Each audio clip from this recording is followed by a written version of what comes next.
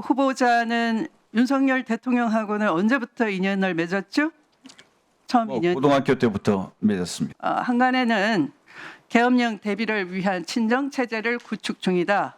그래서 후보자의 용도가 그것이다라고 하는데 저는 근거 없다라고 생각지 않습니다. 전두환 군부의 하나회처럼 김용현의 3대 군벌 형성이 되고 있다라는 말이 있습니다. 그 유명한 중안파 64 38기 전성시대 수방사파 이렇게 요약이 될 수 있습니다. 추미애 의원님 말씀 존중하지만 인정하지는 않습니다. 충암파 말씀하시는데요. 우리 군 장성이 400명 가까이 있습니다. 그중에 4명을 가지고 충암파는 이 자체가 군의 분열을 이렇게 조장할 수 있다는 그런 우리의 참 마음이 아픕니다.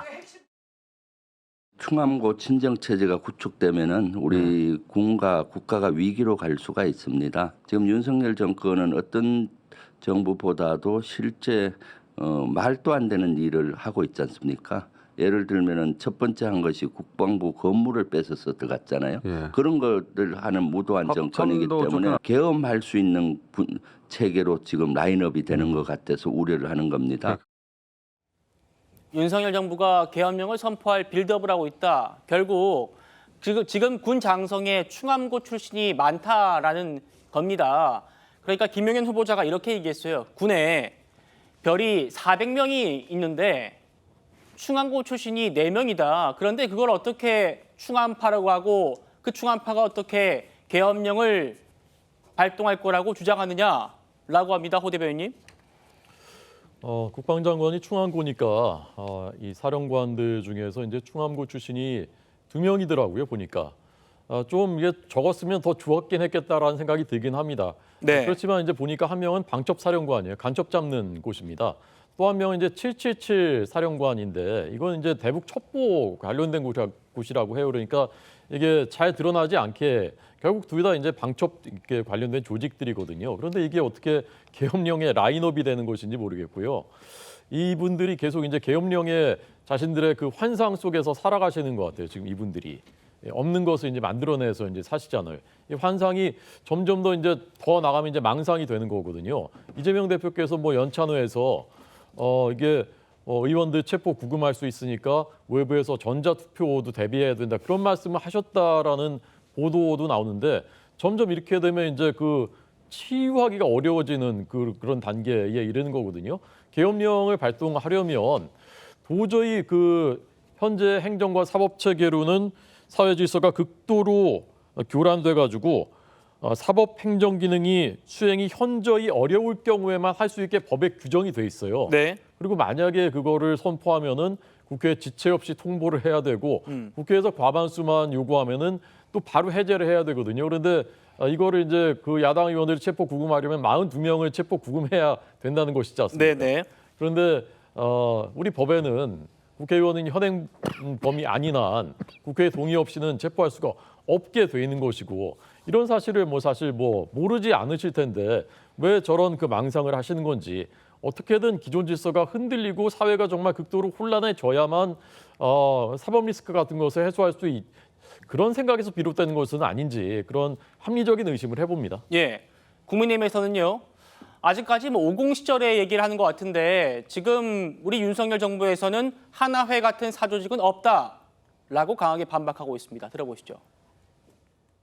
장군이 총 한 400명 가까이 됩니다. 근데 이 중에 충암고 출신은 4명이에요. 그래서 이보다 5명 이상 배출한 이런 고등학교도 여러 개가 있고요. 지금 충암고 출신이 방첩사령관이 있고요. 또 하나는 이제 37 부대장이라고 통신감청 부대장이 있습니다. 나머지 2분은 공군 소장, 또 육군 준장 이제 2분이 더 계신데 중책을 맡으실 가능성은 지금 상황에서는 낮은 것 같습니다. 그래서 이런 분들이 어떤 과거에 하나회 같은 사조직 같은 영향력을 발휘하거나 이런 것, 이렇게 보는 것은 과하다고 저는 생각을 합니다.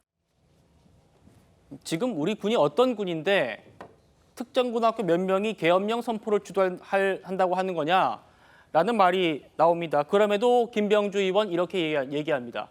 충암고 친정 체제가 구축되면 우리 군과 국가가 위기로 갈 수 있다. 그래서 계엄령 가능성 문제를 제기하는 거다.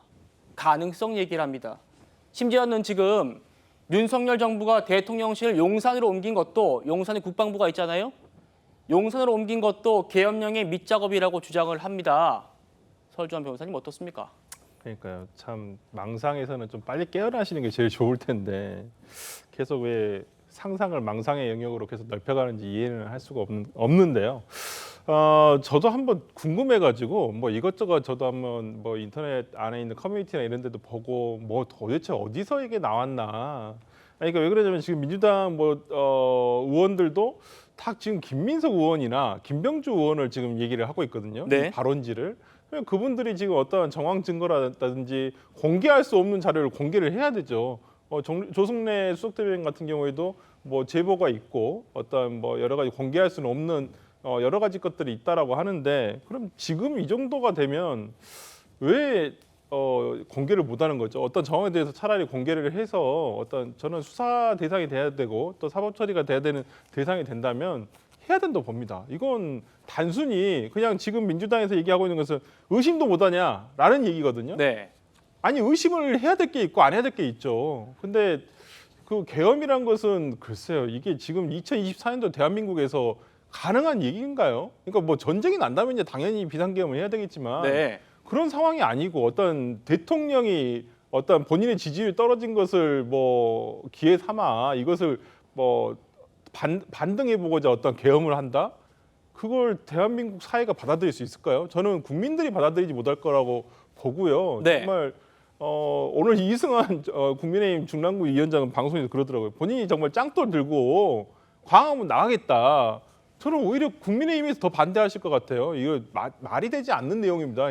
그렇기 때문에 지금 민주당에서 이거에 대해서 저는 차라리 대표가 공개적으로 얘기했잖아요. 그러면 이건 잘못된 판단이다, 잘못된 언급이다라고 저는 차라리 얘기를 하시고 넘어가는 게 맞지. 이걸 지금 계속 근데 이재명 대표가 한 번 더 재생산하고 네, 그렇죠. 그러고 있는 모습이죠. 아니, 그러니까 최고회의에서 김민석 최고가 얘기한 부분은 뭐 최고회의니까 그럴 수 있다고 하지만 당내 회의니까. 근데 이재명 대표가 국민 앞에서 라이브로 생중계로 중계되는 어떤 대표 회담 자리에서 얘기하지 않았습니까? 그런데 거기에 대한 네. 증거는 계속 못 내놓고 지금 계속 이어지고 있는데 저는 차라리 민주당에서 이것은 시작을 했기 때문에 매듭도 민주당이 지어야 되지 않을까 싶습니다.